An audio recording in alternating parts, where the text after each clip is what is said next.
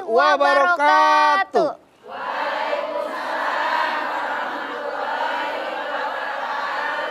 Ya, alhamdulillah pemirsa TV One dimanapun Anda berada dan ibu-ibu semua yang sudah hadir di sini. Pagi ini kita kembali bertemu di acara kesayangan kita, tentunya di rumah Mama Dede. Kenapa Mas Budu? Aku punya teman. Aku juga punya teman. Sama, kita juga semua punya teman. Enggak, maksudnya teman ini agak sedikit bermasalah. Kenapa? Dia tuh selalu pinjam uang sama aku. Oh, uang Mas Budu banyak sih ya.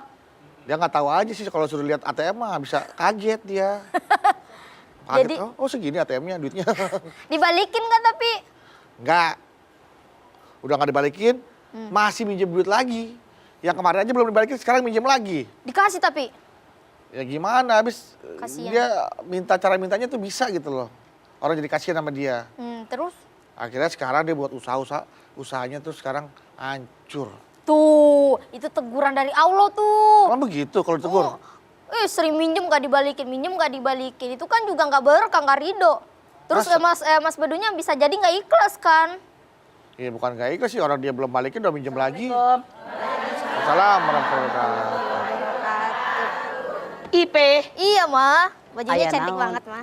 Ih, bajunya apa orangnya? Baju dan orangnya, Bedu Ma. dah, Mang. Alhamdulillah mah. Agus dah, Mang. Pangestu. Mas Bedu lagi sedih hati, Ma. Kunaon? Jadi ada temennya minjem terus ke dia, minjem uang. Terus nggak dibalikin, minjem lagi, Ma. Terus temennya pas buka usaha, usahanya bangkrut. Itu teguran dari Allah kan, Ma? Emang ketentuan dari Allah. Kalau ada orang minjem duit nggak bayar, besok minjem jangan dikasih. Doa juga dikasih mulu. Iya, itu saya gimana emang ya udah. Itu emang udah kejelekan saya deh tuh mah. Jadi maaf. Yang namanya musibah itu ada 3 kelas. 1, musibah itu ujian. Yang kedua, musibah itu teguran. Iya. Yang keempat, musibah itu adalah azab. 1, musibah itu adalah ujian. Walana bluwannakum bisyai'in minal khawfi wal ju'i wa naqsin minal amwali wal anfusi wat thamarat. Wabasyiris sabirin alladzina idza asabathum musibah qalu inna lillahi wa inna. Ini ujian. Ujian dari Allah. Buat apa? Biar harkat derajat kita di hadapan Allah naik. SD ujian lulus naik SMP. Ujian lulus naik SMA. Ujian lulus naik S1 terus kalau lulus. Makanya kalau kita dapat ujian, musibah, jangan rewel, atasi. Allah mengatakan la yukallifullahu nafsan illa wus'aha. Allah pun berfirman wa may yattaqillaha yaj'al lahu mahrajan. Seberat apapun masalah jalan keluarnya ada. Ini ujian, titik. Yang kedua, teguran. Teguran itu kalau ada orang melakukan kesalahan, ditegur nggak sama kita? Tegur dong, Mas. Sama. Ketika kita diuji tidak lulus, melakukan perbuatan salah, Allah nggak akan tinggal diam. Pasti Allah menegur kita.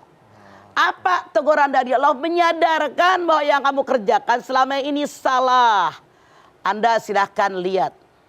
Wa ma asabaka min musibatin fabima kasabat aydikum wa ya'fu an katsir. Surat Asy-Syura ayat 30. Musibah yang menimpa kalian semuanya karena kesalahan kalian sendiri. Mohon ampun kalian kepada Allah dengan ampunan yang banyak. Maaf, kenapa sekarang banyak sekali musibah? Kenapa sekarang banyak sekali kejadian-kejadian yang tidak menenangkan kita? Boleh jadi kebakaran, tawuran massal, geng motor, penyakit yang banyak. Maaf, kata Allah dalam ayat ini, jangan menyalahkan orang, tapi ngaca apa sih kesalahan saya sehingga dapat musibah seperti ini. Ini teguran dari Allah. Biar kita berkaca bahwa apa yang kita lakukan selama ini sangat salah di hadapan Allah. Makanya koreksi diri. Ketika kita kena musibah, jangan nyalahin orang. Gara-gara Allah toh, gua begini. Gara-gara lu salah, kata Allah, tegur diri kita. Ngaca, apa kesalahan saya? Rasul bersabda, ada 5 perkara yang menyebabkan musibah datang, teguran dari Allah. 1, zina yang terang-terangan. Saya tanya, sekarang sudah ada nggak orang berbuat zina terang-terangan? Banyak. Perzinahan dilokalisir.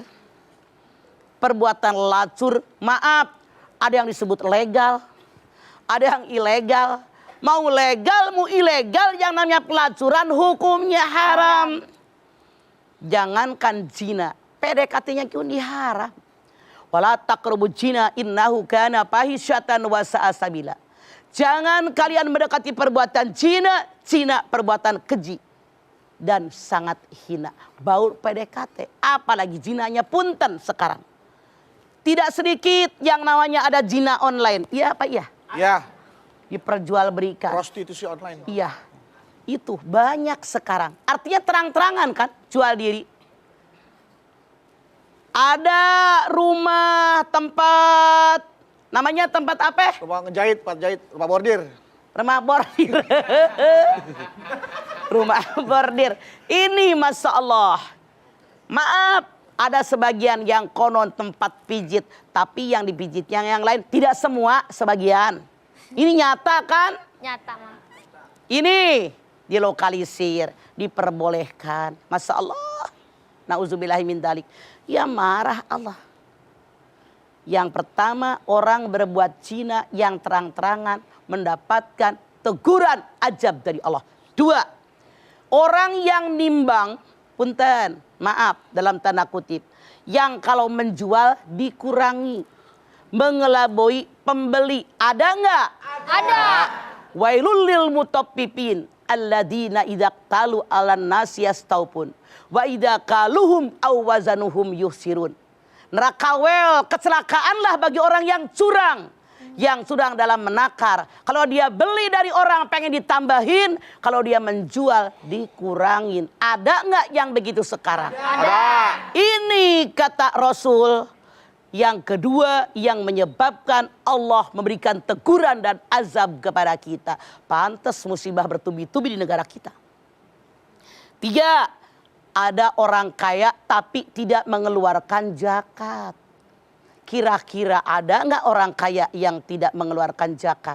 Banyak. Padahal mengeluarkan zakat hukumnya wajib. Khudh min amwalihim shadaqatan tutahhiruhum wa tuzakkihim biha. Surat At-Taubah 103. Ambillah zakat dari orang kaya untuk membersihkan hati mereka biar nggak sombong, membersihkan kekayaan mereka. Ada dalam kekayaan mereka ada hak fakir miskin. Tuh Rasul menyatakan yang ketiga, kalau ada orang yang harusnya mengeluarkan zakat, dia tidak mengeluarkan zakat, mengundang azabnya. Allah ditegur oleh Allah bahwa dalam harta yang dalam genggaman kita ada hak fakir miskin. Kalau termakan oleh kita, fi butunihim naro wa sayaslawna sa'iro, ibarat makan api neraka yang meluap-luap dalam perutnya. Yang nomor 4, kata Nabi, datang azab Allah kalau musik sangat digemari. Semua lapisan suka dengan musik, orang kaya, orang miskin, orang kota, orang kampung. Dalam lapisan manapun gemar dengan musik, bahkan bangga kalau anaknya pintar main musik. Rasul menyatakan ini datang teguran dari Allah. Saya tanya Anda, apakah sekarang sudah musik mewabah di negara kita apa tidak? Sudah mewabah. Ini diantaranya. Bahkan emak-emak aja di majlis-majlis taklim punya yang namanya marawis. Itu dilarang? Enggak.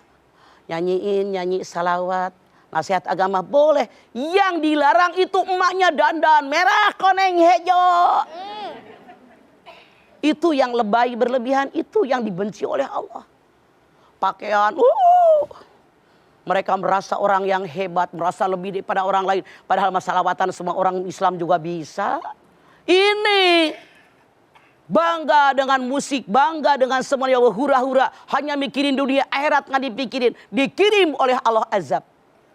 Mana yang kelima? Yang kelima azab dikirim oleh Allah, teguran dari Allah apa? Kalau ada generasi muda tidak menghargai generasi yang tua. Iya apa iya? Iya. Ini mas saya, bukan bapak saya. Ini mas saya yang perjuangkan sampai begini, bukan pendahulu saya. Padahal tanpa para pahlawan, mau jadi siapa kita? Hargai mereka yang membuat negara kita merdeka. Hargai orang tua kita yang sudah berjuang. Masya Allah, sehingga kita bisa hidup seperti sekarang di negara kita. 5 inilah Rasul mengatakan yang mendatangkan azab dari Allah, teguran dari Allah. Kenapa? Maaf, tidak sedikit manusia yang menukarkan kecintaan kepada anak turunan dengan cinta kepada Allah. Anda lihat Al-Munafikun ayat 9. Ya ayyuhalladzina amanu la tulhikum amwalukum wala auladukum an dzikrillah. Wa may ya'mal dzalika fa ulaika humul khasirun. Hai orang yang beriman, jangan kalian tukarkan kecintaan kalian kepada anak cucu turunan kalian. Jangan kalian tukarkan kecintaan kalian kepada harta yang kalian miliki. Dengan jabatan yang dalam genggaman kalian. Dengan zikir kepada Allah. Siapa yang melakukannya, kalian jadi orang merugi. Dikirim aja boleh Allah. Gitu ya Bu ya. Iya, jelas Bu ya. Jadi jangan sampai Allah sampai menegur kita. Jadi hati-hati orang cara berpikir dan pola hidup kita. Selain kita balik lagi Bu, jangan kemana-mana, tetaplah bersama kami di Rumah Mama Dede.